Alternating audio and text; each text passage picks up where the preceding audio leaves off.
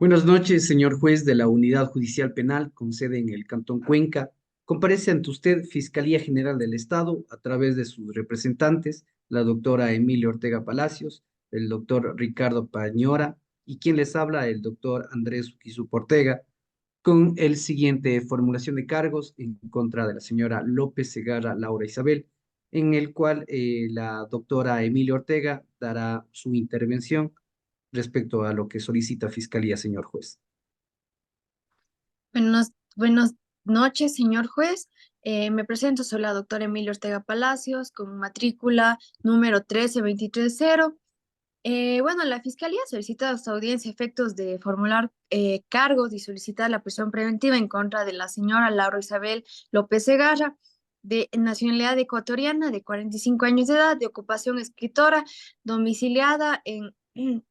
en el cantón Cuenca, vía Cajas Soldados. El antecedente que motiva la formulación de cargos es la siguiente, que el día 17 de abril de 2024 a las 22 horas se tuvo conocimiento de la existencia de un cadáver que se encontraba en las afueras de una cabaña ubicada en vía Caja Soldado.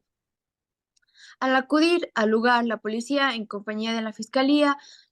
observaron el cadáver de una persona de sexo masculino. Luego de realizadas las diligencias para poder identificar el cuerpo, se determinó que correspondía al señor Juan Fernando García Reyes y luego de practicado el levantamiento del cadáver, la perito Denis Heras realizó la respectiva autopsia, concluyendo que la muerte fue un traumatismo cráneoencefálico. Bueno, existen elementos de convicción que el día 17 de abril del 2024, siendo las 21 horas, la ciudadana Laura Isabel López Segarra golpeó en la cabeza a su cónyuge Juan Fernando García Reyes mientras se encontraba en el balcón del segundo piso de la cabaña ubicada en Caja Soldado, para luego lanzarle hacia abajo. La ciudadana López Segarra aprovechó que se encontraban solos, pues su hijo había salido a caminar y también aprovechó que su cónyuge se encontraba en la terraza, esto resultando su muerte. Se presume que la ciudadana Laura Isabel López Segarra asesinó a su cónyuge sin que mediera causal de justificación, manteniendo una relación conyugal conflictiva. Estos se insultaban e incluso se agredían físicamente. Un día anterior a la muerte, los cónyuges Laura Isabel López Segarra y Juan Fernando García Reyes mantuvieron una pelea muy acalorada, en donde detonaron sus conflictos de interés. La señora Laura Isabel López Segarra aceptó que ella inició la pelea lanzando su copa de vino y abofeteando a Juan Fernando García Reyes. La fiscalía formula cargos en contra de la señora López Segarra Laura Isabel, de nacionalidad ecuatoriana, de 45 años de edad, domiciliada en Vía Caja Soldado, por presumir su participación en calidad de autora directa conforme al artículo 42, numeral 1 del Código Orgánico Integral Penal, en donde este dice que se considera autor directo quienes cometan la infracción de una manera directa e indirecta y quienes no impidan o procuren impedir que se evite su ejecución teniendo el deber jurídico de hacerlo. Em, Así también, por el delito de asesinato tipificado y sancionado en el artículo 140, numeral 1 del mismo cuerpo legal, que establece que a sabiendas la persona infractora ha dado muerte a su ascendiente, descendiente, conviviente, hermano o hermana. Buenas noches. Eh,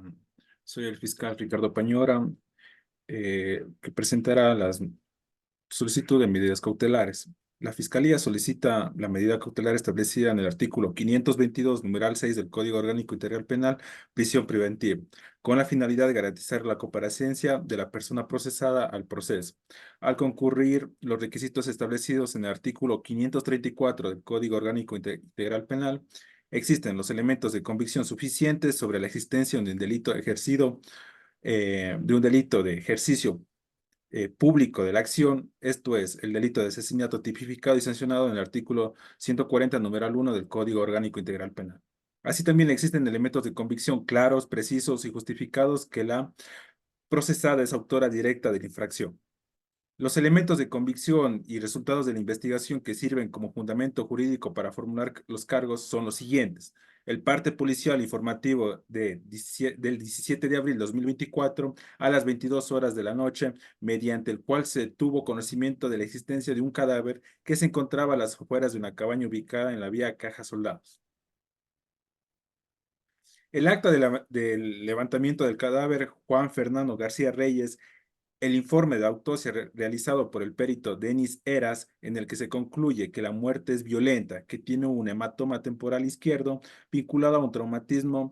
cráneoencefálico, corresponde a un mecanismo contundente contra un entorno o golpe con gran fuerza de un objeto. Lesión que fue causada antes que se cayera al suelo, causa médica de la muerte, traumatismo cráneoencefálico y causa médico legal, accidente u o deliberado. Informe de reconocimiento del lugar de los hechos, en donde se determina que en el domicilio de los cónyuges se encontró salpicaduras, sangre que indican que el señor Juan Fernando García Reyes recibió un golpe extremadamente fuerte en la cabeza mientras se encontraba en el balcón del segundo piso. Informe de reconstrucción de los hechos. Presentó algunas inconsistencias. Transcripción de una grabación encontrada en el USB del difunto, realizada el día anterior a su muerte, en donde se puede apreciar que en el día anterior a la muerte al día anterior a la muerte, los cónyuges Laura Isabel López Segarra y Juan Fernando García Reyes mantuvieron una pelea muy acalorada, en donde se detonaron sus conflictos de intereses, ya que Juan Fernando García Reyes acusaba a Laura Isabel López Segarra de plagio de haberse robado una de sus ideas para uno de sus siguientes libros, además de una infidelidad y ejercer control sobre su vida y sus decisiones, opacándole. La señora Laura Isabel López Segarra exteriorizó su rencor hacia Juan Fernando García Reyes por un accidente pasado que tuvo su hijo Santiago García y a raíz de esta quedó ciego. Además, se escuchan romper vidrios y golpes. Señor juez, para acotar las versiones dictadas por el fiscal Ricardo Peñora y de la fiscal Emilia Ortega, también tenemos las versiones de la señora Laura Isabel López Segara, que da a conocer que la relación de los cónyuges se quebró desde el accidente que su hijo Santiago tenía 4 años. El occiso Juan Fernando García Reyes, que era el padre, tenía que ir a recogerlo en la escuela, pero estaba concentrado escribiendo, por lo que a la última hora llamó a una niñera, pero la niñera llegó tarde y cuando iban cruzando la calle, un motociclista arrolló al niño Santiago y su nervio óptico resultó dañado. Luego Juan Fernando García Reyes se sentía culpable y no pudo superar ese sentimiento. El niño estuvo en el hospital un año y empezaron a tener problemas económicos y Juan Fernando García Reyes empezó a tomar antidepresivos. Señaló que el día que encontraron el cadáver de su cónyuge, que ella inició la pelea lanzando su copa de vino y abofeteando a Juan Fernando García Reyes, y que éste le provocó 2 moretones en su brazo, que luego Juan Fernando empezó a golpearse a sí mismo, quien le acusaba de plagio y que le fue infiel. Versión que el estudiante de periodismo Aida Cornell, que estuvo presente, en la que indica que no conocía a Laura Isabel López Segara, era bisexual y que ella dijo que tenía una vida interesante en ese momento, ni la oportunidad de interactuar con gente nueva y que no sabe si no era parte de una seducción. Tomaban vino y la reacción de Laura Isabel López Segarra cuando bajó Juan Fernando García Reyes era molesta. Se sintió tensa porque parecía que Juan Fernando García Reyes reproducía música repetitiva para que no realicen la entrevista. Al parecer estaba celoso y esto fue lo que enfureció a la hoy imputada. Adicional a eso, señor juez, tenemos la versión del hijo, Santiago Emanuel García, quien dice que siempre que sus padres se ponían a discutir, él se iba y el día de la muerte de su padre, efectivamente él salió, pero regresó porque había olvidado su celular y lo encontró al padre ya sin vida en la parte posterior de la casa. Adicional a eso, señor juez, permítanos adjuntar la versión del psiquiatra, quien atendía al señor Juan Fernando García Reyes, habiendo dejado de tomar sus medicamentos por un tiempo, y el medicamento que se le recetó fue un excitalopram de 200 miligramos, porque estaba pasando por momentos complicados por el accidente de su hijo, pero el que nunca pensaba en suicidarse. Recordemos que este tipo de medicamentos son medicamentos utilizados para la depresión, para la ansiedad, en personas con problemas psiquiátricos o problemas de ánimo. Pero la señora le hacía cargar con la responsabilidad del accidente de su hijo, imponiéndole que renuncie a su trabajo, que era de escribir. Recordemos que la labor de los dos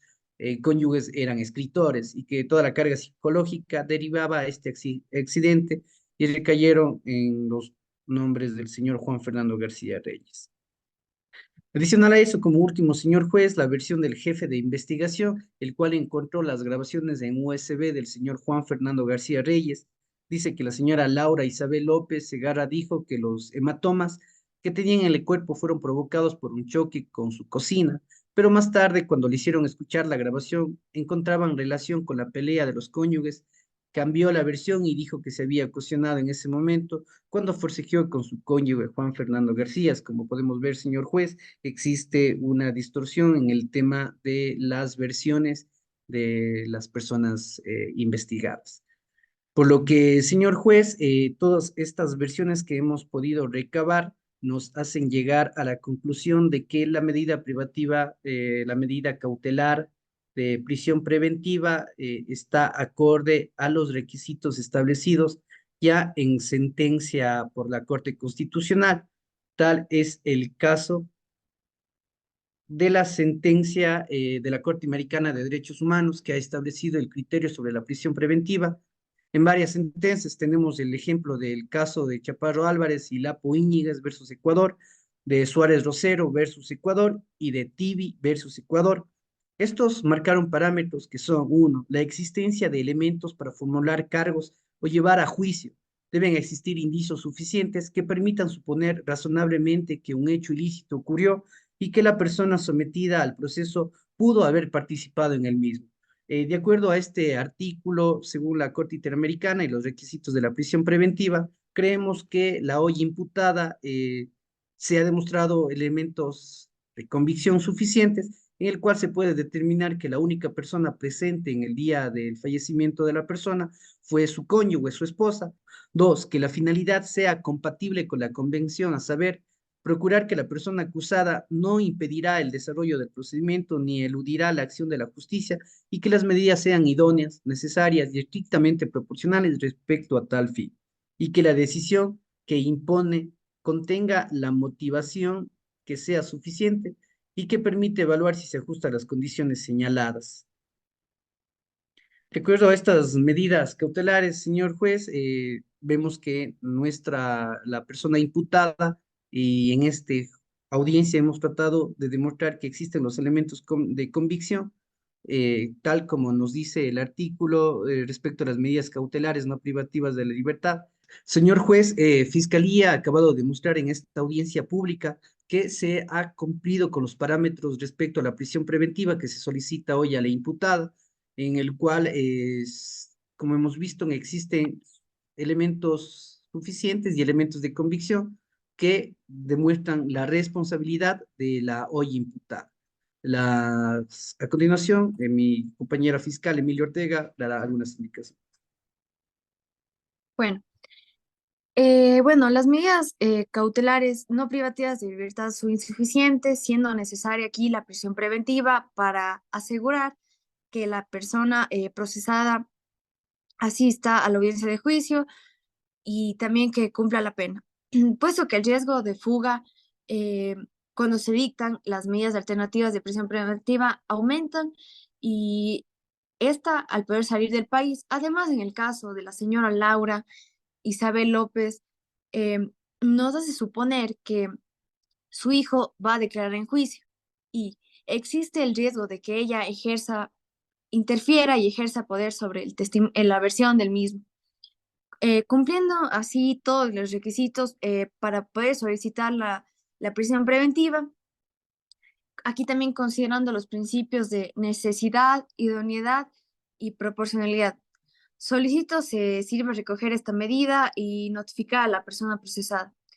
El tiempo de duración de la instrucción será de hasta 90 días. Las notificaciones que corresponden a esta formulación de cargos serán notificadas a nuestro correo electrónico. Esta es la intervención.